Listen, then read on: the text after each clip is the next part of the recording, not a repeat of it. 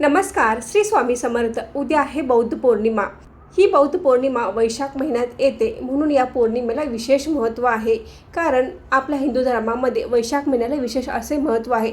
जसे माघ महिना आणि कार्तिक महिन्याला विशेष महत्त्व आहे, त्याचप्रमाणे हिंदू धर्मामध्ये वैशाख महिन्याला देखील विशेष असे महत्त्व आहे.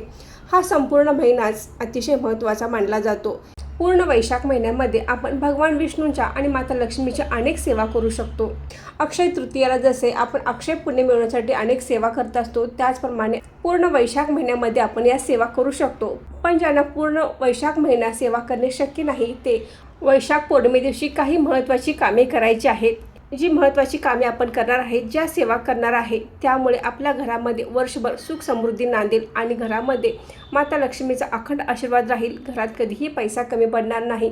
वैशाख पौर्णिमेला करण्यात येणाऱ्या सेवेमुळे आपला पुण्याचा बँक बॅलन्ससुद्धा वाढणार आहे. तर आवर्जून आपण वैशाख पौर्णिमे दिवशी या सेवा करायच्या आहेत. सेवा कोणत्या करायच्या आहेत, कधी करायच्या आहेत आणि कशा करायच्या आहेत, हे आपण आता जाणून घेऊया. नमस्कार मैत्रिणींनो, मी सारिका भक्ती विश्वमध्ये तुमचे मनापासून स्वागत करते. वैशाख पौर्णिमेला तुम्ही जर ही 5 कामे पूर्ण श्रद्धेने आणि भक्तीने केली, तर तुम्हाला संपूर्ण वैशाख महिन्याचे पुण्य हे वैशाख पौर्णिमेला मिळून जाईल. तर पौर्णिमा तिथी ही 30 एप्रिलला रात्री 9:12 पौर्णिमा सुरू होणार आहे आणि 1 मेला रात्री 10:52 पौर्णिमा तिथी संपणार आहे. त्यामुळे ज्या काही सेवा करायच्या आहेत, जी काही महत्त्वाची कामे करायची आहेत, ती आपल्याला शुक्रवारी 1 मेलाच करायची आहे. वैशाख पौर्णिमेला सकाळी लवकर उठायचं आहे. हा दिवस तीर्थस्नानासाठी विशेष महत्त्वाचा मानला जातो, परंतु सगळ्यांनाच तीर्थक्षेत्री जाऊन स्नान करणे शक्य होत नाही. तर आपण घरच्या घरीसुद्धा तीर्थस्नान करू शकतो. तर आपल्या आंघोळीच्या पाण्यामध्ये थोडेसे गंगाजल टाकायचं आहे आणि चिमूटभर काळे तीळ टाकून आपण आंघोळ करायची आहे. तीर्थक्षेत्री स्नान केल्याचे पुण्य आपल्याला घरच्या घरी मिळणार आहे. आंघोळ झाल्यानंतर सर्वात महत्त्वाचं काम करायचं आहे, ते म्हणजे सूर्याला अर्घ्य द्यायचं आहे. सूर्य उपासना करायची आहे. त्याचबरोबर आपण आदित्य हृदय स्तोत्राचे देखील पठण करायचं आहे. त्यानंतर आपल्या अंगणातील तुळशीचे पूजन करायचं आहे. तुळशी पूजन करून तुळशीला जल अर्पण करू शकता. आपल्या अंगणातील तुळशीचे पूजन तर आपण नित्य नेमाने करतच असतो, परंतु वैशाख महिन्यामध्ये आवळा, पिंपळ आणि बेलाच्या झाडाचे पूजन करण्याला विशेष महत्त्व आहे.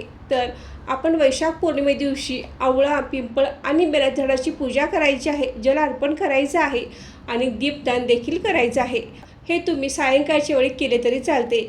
तर आपल्या घराच्या आसपास बेलाचे झाड असेल, आवळाचे झाड असेल किंवा पिंपळाचे झाड असेल, तर आपण या झाडांची पूजा करायची आहे, जल अर्पण करायचं आहे आणि दीपदान देखील करायचं आहे. शक्य असेल तर तुम्ही 3ही झाडांची पूजा करून दीपदान करू शकता किंवा एखाद्या तरी झाडाची आपण पूजा करून जल अर्पण करून दीपदान करायचं आहे. अक्षय तृतीया देखील वैशाख महिन्यातच असते. अक्षय तृतीये दिवशी आपण अक्षय पुण्य मिळवण्यासाठी अनेक उपाय करत असतो. त्याचप्रमाणे वैशाख पौर्णिमेला देखील अक्षय पुण्यासाठी आपण काही महत्त्वाची कामे करायची आहेत. त्यामध्ये आपण जप करू शकता. तुम्ही विष्णू गायत्री मंत्राचा जप करू शकता किंवा तुम्हाला जो कोणता भगवान विष्णूंचा किंवा माता लक्ष्मीचा मंत्र येत असेल, तो मंत्र जाप तुम्ही करू शकता. त्याचप्रमाणे वैशाख महिन्यामध्ये आपण वैशाख महात्म्य कथा देखील वाचणे आवश्यक आहे. तुमच्या आसपास कुठे वैशाख महात्म्याचं पुस्तक उपलब्ध असेल, तर ते तुम्ही आणून वैशाख पौर्णिमे दिवशी वाचायचं आहे. पौर्णिमे दिवशी शक्य झाले नाही तर तुम्ही वैशाख महिना संपेपर्यंत कधीही वैशाख महात्म्य ही पोथी आणून तुम्ही वाचू शकता.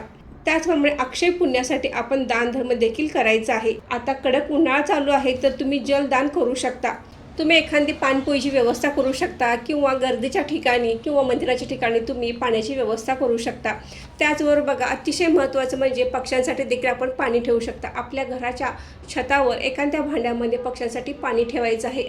हे अतिशय पुण्याचं काम आहे. तर आवर्जून आपण या पूर्ण महिनाभर आपण पक्ष्यांसाठी पाण्याची व्यवस्था करायची आहे. त्याचप्रमाणे वैशाख पौर्णिमेला तीळ दान करण्याला देखील विशेष महत्त्व आहे. तीळ दान केल्याने आपली पितरे तृप्त होतात. त्याचबरोबर माता लक्ष्मी देखील प्रसन्न होते. त्यामुळे काळ्या तिळाचे दान आपण वैशाख पौर्णिमे दिवशी अवश्य करायचे आहे. त्याचबरोबर तुम्ही तूप दान देखील करू शकता. वैशाख पौर्णिमे दिवशी किंवा वैशाख महिन्यामध्ये जर तुम्ही तूप दान केले, तर तुमच्या घरामध्ये कधीही दारिद्र्यता येणार नाही. त्याचप्रमाणे आपण वैशाख पौर्णिमे दिवशी मधाचे देखील दान करायचं आहे. हा दिवस माता लक्ष्मी आणि भगवान विष्णूसाठी अतिशय महत्त्वाचा मानला जातो. तर आपण पिवळ्या वस्तूंचे देखील दान करायचे आहे. पिवळ्या रंगाचे खाद्यपदार्थ किंवा पिवळ्या रंगाचे वस्त्र तुम्ही दान करू शकता. वैशाख पौर्णिमे दिवशी माता लक्ष्मी आणि भगवान विष्णूंच्या सेवेला विशेष महत्त्व आहे. तर या दिवशी आवर्जून आपण विष्णू सहस्रनामाचे पठण करायचे आहे. त्याचबरोबर विष्णू गायत्री मंत्र, लक्ष्मी गायत्री मंत्र यांचे देखील तुम्ही पठण करू शकता. तुम्हाला जर एखादी अडचण असेल तर त्यातून मार्ग काढण्यासाठी विष्णू सहस्रनाम अतिशय प्रभावी आहे. तर तुम्ही वैशाख पौर्णिमे दिवशी विष्णू सहस्रनामाचे पठण अवश्य करावे. विष्णू सहस्रनामाचे पठण करत असताना आपण भगवान विष्णूच्या मूर्तीवर किंवा शालिग्रामवर तुळशीपत्र अर्पण करायचे आहे. विष्णू सहस्रनाम पठण करत असताना आपल्याकडे 1000 तुळशीपत्र नसतील तर देखील आपण जे अर्पण केलेले तुळशीपत्र परत काढून तेच अर्पण केले तर देखील चालेल. तर अशा पद्धतीने तुम्ही वैशाख पौर्णिमे दिवशी विष्णू सहस्रनामाचे पठण करत तुळशीपत्र भगवान विष्णूच्या मूर्तीवर अर्पण करायचे आहे. पौर्णिमे दिवशी सत्यनारायण पूजेला विशेष महत्त्व आहे. वैशाख पौर्णिमा आहे तर आपण आवर्जून या दिवशी सत्यनारायण भगवानांची पूजा करायची आहे, कथा वाचन करायचे आहे. सत्यनारायणची पूजा ही आपल्याला 1 मेला सायंकाळी करायची आहे. ही सत्यनारायणची पूजा तुम्ही घरच्या घरीसुद्धा करू शकता किंवा पुजाऱ्यांना बोलवून तुम्ही ही पूजा मांडणी करून कथा वाचली तरी देखील चालेल. ही अतिशय प्रभावी आहे.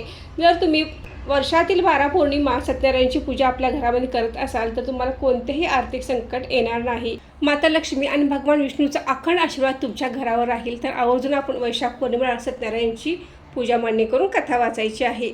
ज्याप्रमाणे कार्तिक महिन्यामध्ये दीपदान करण्याला विशेष महत्त्व आहे, त्याचप्रमाणे वैशाख महिन्यात देखील दीपदान करण्याला विशेष असे महत्त्व आहे. तर हे दीपदान तुम्हाला एखाद्या मंदिरात करायचं आहे. त्याचबरोबर तुम्ही केळी किंवा पिंपळ वृक्षाखाली, तुळशीजवळ, आवळा किंवा बेलाच्या झाडाखाली आपल्याला हे दीपदान करायचं आहे. हा दिवा लावत असताना आपण तिळाच्या किंवा मोहरीच्या तेलाचा दिवा लावायचा आहे. मोहरीच्या तेलाचा दिवा जर लावणार असाल तर त्यामध्ये थोडेसे तीळ टाकून आपण हा दिवा लावायचा आहे. दीपदान करण्याला विशेष असे महत्त्व आहे. तर आवर्जून आपण वैशाख पौर्णिमेला दीपदान करायचं आहे. तर मैत्रिणींनो, वैशाख महिना हा अतिशय महत्त्वाचा महिना मानला जातो. तुम्हाला आतापर्यंत काही सेवा करणे किंवा एखादे पुण्य काम करणे शक्य झाले नाही तर आपण उद्या वैशाख पौर्णिमा आहे तर या दिवशी आवर्जून ही कामे करायची आहे, दीपदान करायचं आहे.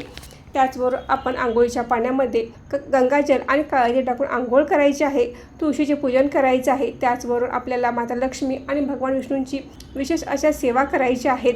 तुम्ही सत्यनारायण पूजेसाठी गोड पदार्थांचा नैवेद्य करायचा आहे. त्याचबरोबर माता लक्ष्मीला आपल्याला खिरीचा नैवेद्य दाखवायचा आहे. तुम्ही तांदळाची, रव्याची किंवा शेवयांची खीर करून याचा नैवेद्य माता लक्ष्मीला या दिवशी दाखवायचा आहे. त्याचबरोबर सत्यनारायण भगवानांची पूजा देखील आपल्याला करायची आहे. दानधर्म देखील आपल्याला करायचा आहे. पौर्णिमा आहे तर चंद्रोदय लवकर होतो तर आपण आवर्जून चंद्राचे दर्शन घ्यायचं आहे, चंद्राची पूजा करायची आहे. चंद्राची शीतलता आपल्यात सामावून घेण्यासाठी चंद्राचे दर्शन आवर्जून करायचं आहे. वैशाख पौर्णिमेलाच बौद्ध पौर्णिमा असे देखील म्हटले जाते. भगवान गौतम बुद्ध हे भगवान विष्णूंचे 9वे अवतार मानले जाते. तर आवर्जून आपण या पौर्णिमेच्या सर्व सेवा करायच्या आहेत. तर उद्या महाराष्ट्र दिन देखील आहे. आपण महाराष्ट्रात राहतो, आपल्याला आपल्या महाराष्ट्राचा अभिमान असला पाहिजे. तर मैत्रिणींनो, तुम्हाला महाराष्ट्र दिनाच्या खूप खूप शुभेच्छा. तर आजचा व्हिडिओ इथेच थांबवते. आजची माहिती कशी वाटली कमेंट करून नक्की सांगा. व्हिडिओ आवडल्यास व्हिडिओ लाईक करा, शेअर करा आणि सारिका भक्ती विश्व या यूट्यूब चॅनल सबस्क्राईब करा. धन्यवाद.